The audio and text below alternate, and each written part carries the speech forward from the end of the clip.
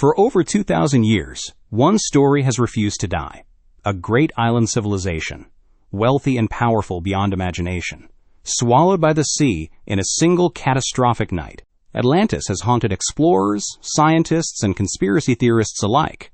One of the most enduring mysteries in all of history. Is this pure myth, or is there something real buried underneath the legend? Among all the lost civilization stories out there, Atlantis remains the most compelling. And today, we're going to dig into it properly. We'll trace the story back to its very first mention, examine every major theory about where the island might have been, and follow the footsteps of everyone who's spent centuries trying to find it. We won't waste time on nonsense like aliens destroying the island with laser eyes, but we will get into the mystical and the divine. The origin of the myth. The first person to ever mention Atlantis wasn't some tabloid writer or a rumor passed between old men. It was the Greek philosopher Plato, who lived in the 5th-4th centuries BC. He described the island in 2 of his works, Timaeus and Critias, both written as dialogues among 4 characters. One of them named Critias. Critias tells how the famous Athenian statesman Solon, who lived about 300 years before Plato, traveled to the ancient Egyptian city of Sais. There, priests of the goddess Neith told him this story. Just beyond the Strait of Gibraltar, the Pillars of Heracles, as Plato called it. Roughly 600 years before our era, there existed the island of Atlantis. It was larger than North Africa and Asia Minor combined. In Plato's words, Libya and Asia together. On this island stood a powerful kingdom whose influence spread across vast territories, from Egypt to the northwest of the Italian peninsula. According to the myth, the island was granted to the sea god Poseidon. He fell for a young woman named Cleito, who lived there with her parents, and their union produced 5 pairs of twins. Poseidon divided the land among his children into 10 parts, and the eldest twin, Atlas, became king. It's from his name that the island took its name Atlantis, and its people became Atlanteans, and the surrounding ocean, Atlantic. Power passed down through Atlas's line, generation after generation. There's a competing explanation for the ocean's name, though, one more familiar to us.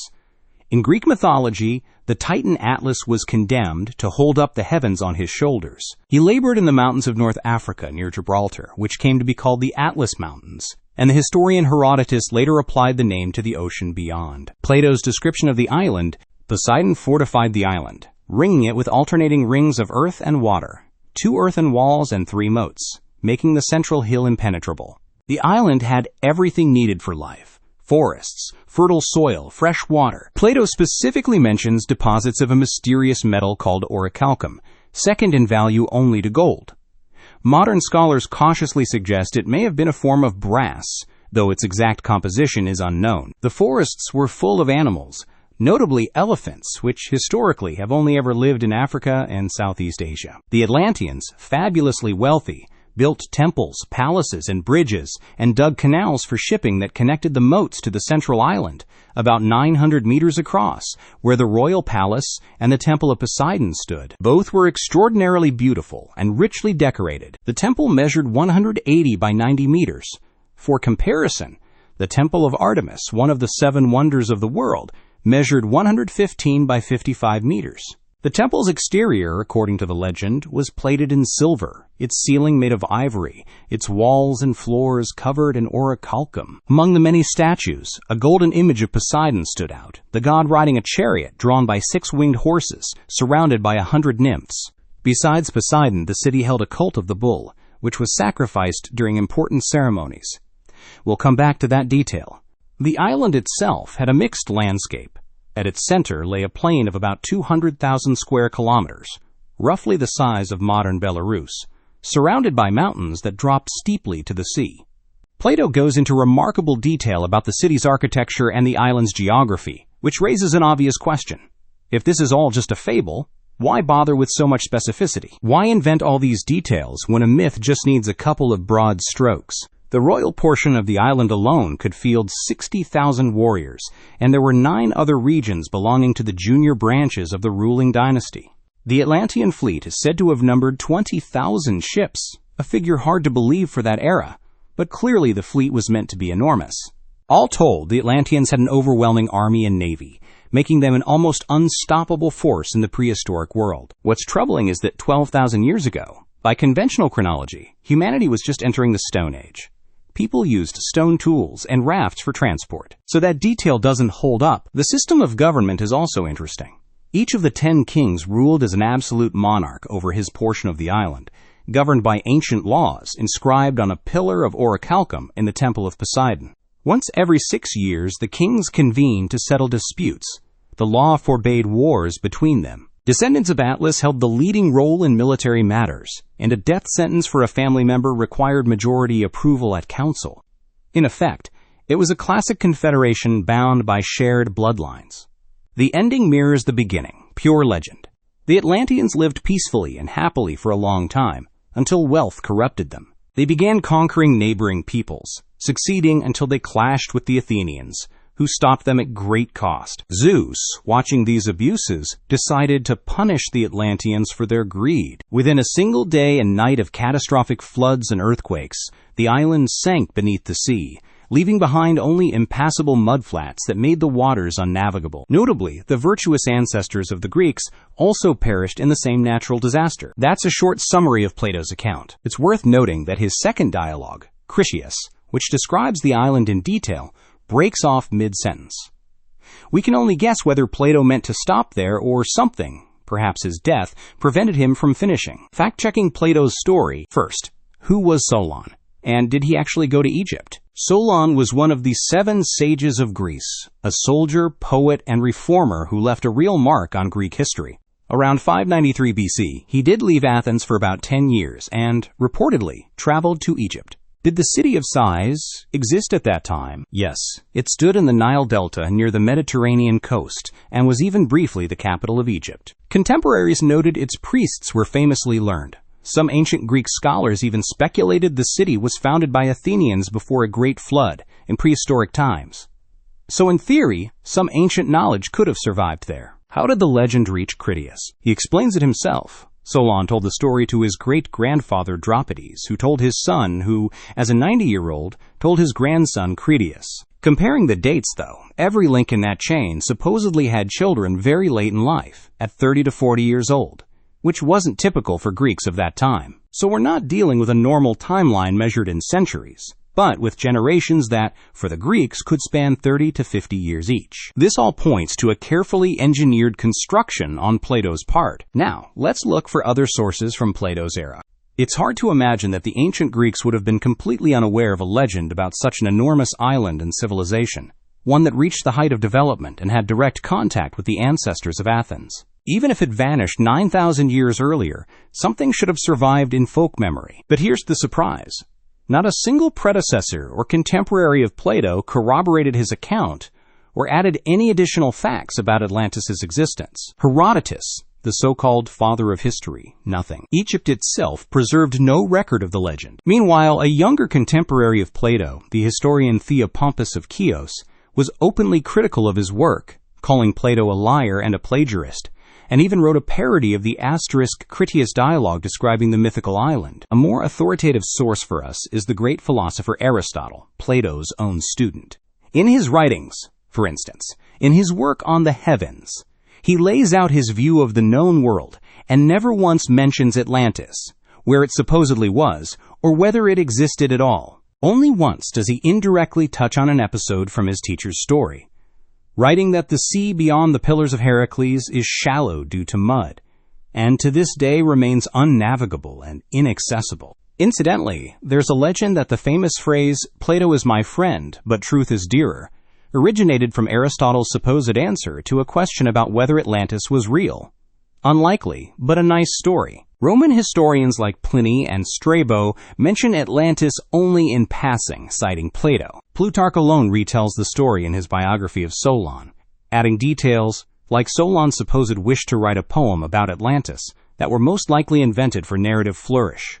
Other ancient philosophers either sided with Plato, like Proclus, writing 800 years later, or simply never mentioned the myth at all. Was it political allegory? Even in antiquity, there was a theory that Plato created a political allegory understandable to his contemporaries, meant to contrast two opposing types of government. On one side, free, democratic Athens. On the other, Atlantis, corrupted by power and wealth. It wasn't hard to guess who the real-world enemy in this allegory was meant to be: Persia. To frame this important theme, Plato structured the story as a dialogue among four real historical figures: Socrates, Timaeus, Critias, and Hermocrates, even though, in reality, they could never have all met. In the end, Plato's device worked. Fragments of the story about the sunken island took on a life of their own, just not in the context the author originally intended. It's plausible Plato built his story from a mix of real facts, much like a modern science fiction writer. In his time, people already understood that the ocean wasn't some divine force, but an enormous body of water that could contain any number of geographic features. Even the layout of the capital and the description of agriculture on Atlantis appear to be drawn from real scientific texts of the era, and the Atlanteans' way of life was likely borrowed from real peoples, with the rest simply invented. In that sense, we might call Plato an early father of science fiction. His talent lay in the fact that, centuries later, people are still debating the truth of his story. The details and facts he included are that convincing. And there's simply too much overlap between Atlantis and various real-world civilizations, from mythology to architecture, for people to let it go. You could even call Plato a visionary, by modern standards. Atlantis resurfaces, the age of exploration. After the Greco-Roman period ended, Atlantis vanished from the historical radar for roughly 1,000 years. Plato's works weren't lost to fire, but they were largely forgotten through the political upheavals of the Middle Ages. Christian scholars eventually translated them into Latin and studied them as examples of ancient Greek philosophy. But the story of Atlantis, like good wine, was aging, and its moment arrived at the dawn of the Age of Exploration. In 1484, the Italian scholar Marsilio Ficino, an admirer of Plato, translated and published his complete works, reviving interest in Atlantis. He largely agreed with Plato, but concluded the island couldn't be mapped. Just 8 years later, Columbus set sail, seeking a western route to India, and, in a sense, following Aristotle's ideas about the Earth being round, discovered a new continent, America. As the French historian Pierre Vidal-Naquet once noted, this was the moment the Atlantis train picked up steam and never stopped again. In the Asterix Timaeus, Plato had written that from Atlantis, travelers could reach other islands, and from there, the opposite continent. Believers in the myth took this to mean the ancient Greeks knew of a vast continent across the ocean, and that the Atlanteans could actually get there. So almost as soon as Columbus reached America, people began comparing it to Atlantis. The first and most famous comparison was to the Aztec civilization, conquered by Cortés in 1521. By the time the Spanish arrived, the Aztecs were already a highly developed civilization, with advanced engineering, pictographic writing, an irrigation system, a structured political system, and a complex religion with a full pantheon of gods.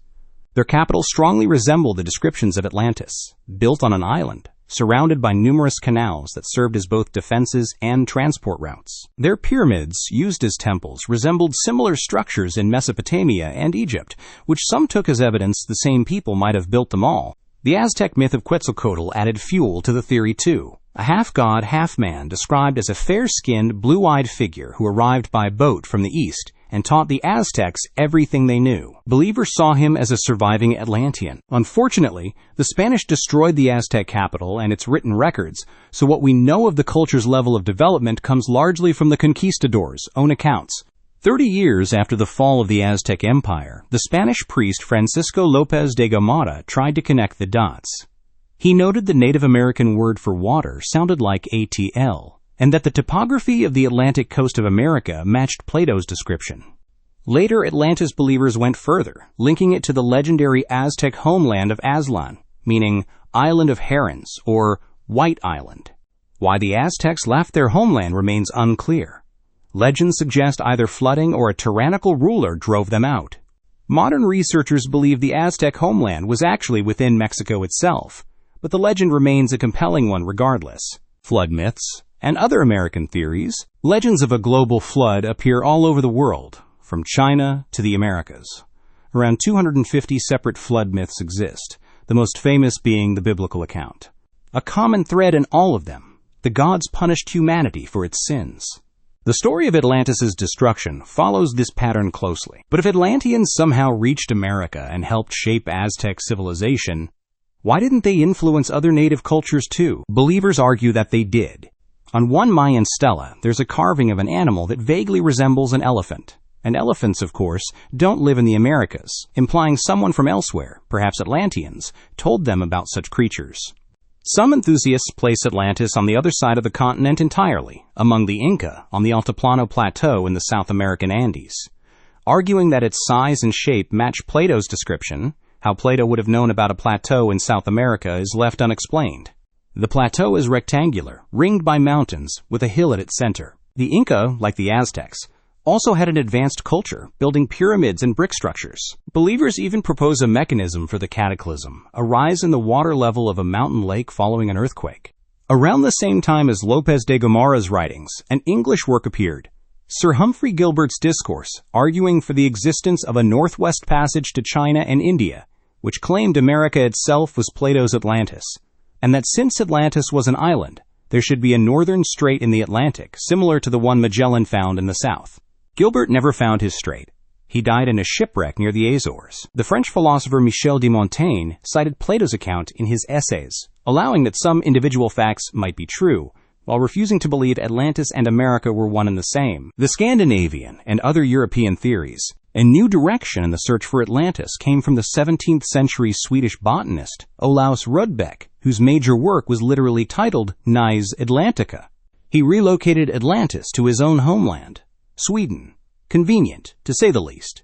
Using the Jarkada, he claimed to have found the ruins of Atlantis' capital near the ancient city of Uppsala, arguing that the ancient Goths, the Swedes, were themselves the Atlanteans who had conquered prehistoric Europe. Enthusiasts like Rudbeck rarely stop at modest claims, and he was no exception, ultimately concluding that Sweden was the cradle of humanity, the source of all major cultural and technical achievements. Remarkably, his theory still had defenders as late as the early 20th century. Another figure worth mentioning is the German polymath Athanasius Kircher. By the time he was born, Atlantis had already been debated for roughly 2,000 years, yet Kircher became the first to publish a map of the island in 1664, claiming it came from the Vatican archives and was the only surviving copy from the ancient world. He proposed that the Azores or Canary Islands were remnants of Atlantis, and that the native Guanche people of the Canaries, fair-skinned blondes, were descendants of the Atlanteans. That said, Kircher's claims deserve considerable skepticism, given that his other works include calculations for the size of Noah's Ark, and proof that if the Tower of Babel had actually been built, it would have knocked the Earth off its axis. The Italian Count Giovanni Rinaldo Carli expanded on this, believing Atlantis was a large island, or even a continent in the Atlantic, that sank after Earth collided with a comet, shifting its orbit and triggering floods and earthquakes. As evidence, he pointed to fossils of prehistoric marine animals found on land. Proof, he argued, that such catastrophic events were not uncommon in the planet's history. Even Voltaire, a committed materialist, reportedly found these theories laughably absurd, and pointedly asked why no one had ever found solid evidence of such a powerful civilization beyond a handful of true believers. The Russian angle. Atlantis captured the imagination of Russian researchers too. In 1854, the Russian scholar, traveler, and minister of public education, Avram Norov, wrote a short scientific study on Atlantis. After carefully examining numerous sources, he concluded that Atlantis occupied the entire span of the Mediterranean Sea, from Cyprus to Sicily. As it turns out, he may have correctly identified the location of a real event that likely inspired Plato's story, the Black Sea flood hypothesis. But what catastrophe could actually sink an island of that scale? In 1996, American geologists William Ryan and Walter Pittman proposed that melting glaciers caused a catastrophic rise in sea levels, flooding an area of roughly 155,000 square kilometers. At the site of the Bosphorus Strait, a massive waterfall formed, pouring Mediterranean seawater into a freshwater lake that became the Black Sea. This event, they argued, became the basis for flood myths and permanently reshaped the geography of coastal regions, and, in their view, submerged the lowland portion of Atlantis, leaving its mountainous remnants as the islands of Sardinia and Corsica. The Black Sea flood hypothesis has been criticized repeatedly, though a substantial rise in sea levels over the past 7,000 to 8,000 years is well established as fact. Ignatius Donnelly and the birth of Atlantology. Now, back to the 19th century, and a key turning point in the search for Atlantis. A little-known American politician and writer named Ignatius Loyola Donnelly brought together every known theory about Atlantis into one work, effectively founding the field now known as Atlantology. Donnelly, a descendant of Irish immigrants named after Ignatius of Loyola, founder of the Jesuit order, ended his political career in 1882 and published Atlantis, the Antediluvian World. The book became an instant international bestseller. Donnelly argued that Plato's style and factual detail proved this wasn't fiction, but genuine history, a true account, as he put it, of a people ruled by mighty kings. Donnelly's core claims went beyond Plato's own account, that Atlantis was the cradle of ancient civilizations and the original source of knowledge in architecture, engineering, writing, medicine, and astronomy, that the gods of ancient peoples were actually rulers and heroes of Atlantis, and myths about them were garbled folk memories of real events, that the sun worship found in Egyptian and Incan mythology traced back to an original Atlantean religion, that flood myths across cultures were memories of Atlantis' destruction, that ancient Egypt. Donnelly placed the island beyond the Pillars of Heracles in the open ocean, agreeing with Kircher that the Azores were the last visible remnants of it, reasoning that the Azores sit atop the highest point of the mid-Atlantic ridge, and that the island's hot and cold springs matched details in Plato's account. He pointed to coins found on the islands, identified by archaeologists as Phoenician, as evidence they belonged to Atlanteans, and extended the theory to the Canary Islands as well, despite them being nearly 1,500 kilometers from the Azores, citing the mummified remains of the Guanche people, embalmed using methods resembling ancient Egyptian practices, along with local pyramids used, he claimed, for sun worship. In building his case, Donnelly drew on evidence from every field imaginable, often stretching connections well past the breaking point. Modern facts undercut much of this. The Azores were formed by underwater volcanic activity millions of years ago, long before Atlantis supposedly existed. Research shows the pyramids on the Canary Islands were actually built by local farmers as recently as the 19th century to mark property boundaries, and Plato's text never even mentions pyramids in the first place. The architecture and purpose of Old World and New World pyramids differ significantly too. Still, Donnelly's book went through 50 reprintings and gave the search for Atlantis enormous momentum for decades to come. Troy, Crete, and the Minoans. Around the same time Donnelly was writing his book, Heinrich Schliemann was excavating the Turkish hill of Hisarlik and eventually uncovered Homer's Troy. Enthusiasts quickly proposed that this was Plato's Atlantis, that the war between Athens and the Atlanteans was actually the Trojan War, and that the region's geography, architecture, and seismic activity all lined up. But the real historical sensation was still to come. In 1900, the English archaeologist Arthur Evans began excavating Crete and uncovered the Minoan civilization, which existed from roughly the 27th to the 15th century BC, a powerful maritime state with advanced agriculture, craftsmanship, and trade. The Minoans were exceptional builders, as shown by the famous labyrinthine palace at Knossos. They had a strong navy, founded colonies on nearby islands and the Greek mainland, and were skilled enough sailors to possibly have reached the northern coast of the Black Sea. Around 1610 BC, the volcano on the island of Thera, about 120 kilometers from Crete, erupted with a force roughly equivalent to 200,000 Hiroshima-sized atomic bombs. Ash from the eruption has been found not just on Crete, but in Egypt and Asia Minor, and the eruption triggered a massive tsunami, a very real basis for flood mythology. The disaster severely damaged Minoan civilization, and some scholars believe it destroyed it outright. Here, finally, seemed to be a real candidate for Atlantis. Both were colonial maritime powers with strong navies and armies. Both, like the Atlanteans, fought and lost against the Greeks. The arrangement of Crete's palace complexes suggests a confederation of kingdoms, much like Atlantis. The bull cult was widespread on Crete too, hence the myth of the Minotaur. And both civilizations were struck by the same natural disaster. It seems to line up, except for one major problem.